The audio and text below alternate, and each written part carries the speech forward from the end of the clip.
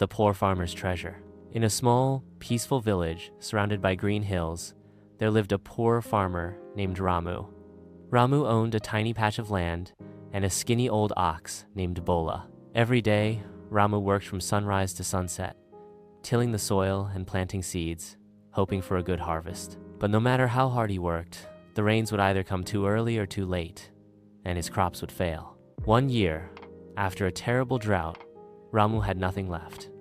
His hut was falling apart, and he barely had food to eat. Still, he never lost hope and always shared whatever little he had with travelers and animals. One evening, as Ramu was resting under a neem tree after a long day, he noticed something strange. A small bird with a golden feather was trapped in a thorn bush nearby.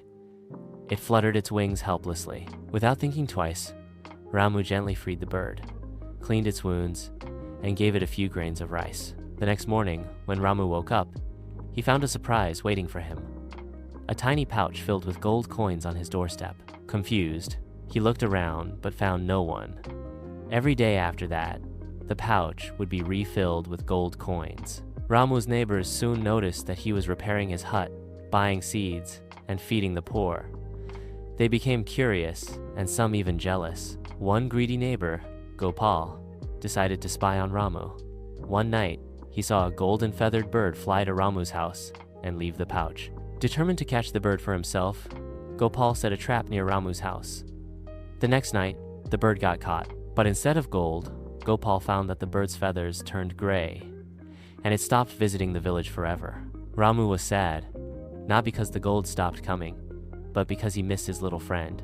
Yet, with the gold he had already received, he bought good seeds, worked hard, and shared his fortune with his neighbors. His fields bloomed, and soon, he was known not as the poor farmer, but as the kind farmer who helped others. Moral: kindness brings true riches.